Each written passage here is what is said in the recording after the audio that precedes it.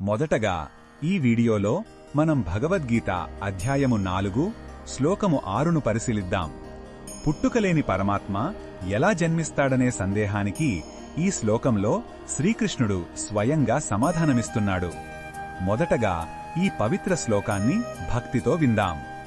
అజోపి సన్నవ్యయాత్మా భూతానామీశ్వరోపి sun ప్రకృతిం స్వామధిష్ఠాయ సంభవామ్యాత్మమాయయా.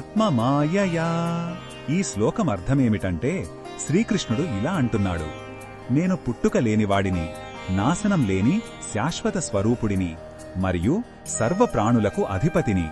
అయినప్పటికీ నా దివ్య ప్రకృతిని నా నియంత్రణలో ఉంచుకుని నా స్వంత యోగమాయ శక్తితో నేను ఈ లోకంలో అవతరిస్తాను.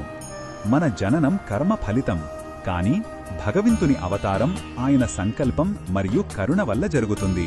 ఈ శ్లోకంలో ఉన్న భావం మనకు ఏమి చెబుతుందంటే, భగవంతుని శక్తి అపారమైనది మరియు అచింత్యమైనది.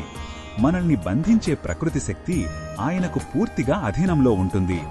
ఆయన సర్వశక్తిమంతుడైనా మనల్ని ఉద్ధరించడానికి మానవ రూపంలో అవతరించడం ఆయన అపారమైన కరుణకు నిదర్శనం.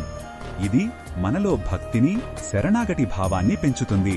ఈ బోధనను మన దైనందిన జీవితంలో ఎలా ఉపయోగించుకోవచ్చు అంటే, కష్ట సమయాలలో భగవంతుడు మనకు దూరంగా లేడని, ఆయన మన ప్రార్థనలను విని సహాయం చెయ్యగలడని గుర్తుంచుకోవాలి. ఆయన అవతారాల వెనుక ఉన్న దివ్యత్వాన్ని అర్థం చేసుకుని పూజించాలి. ఆయన మనల్ని రక్షించడానికి ఎల్లప్పుడూ సిద్ధంగా ఉంటాడనే విశ్వాసం మనకు గొప్ప ధైర్యాన్ని ఇస్తుంది.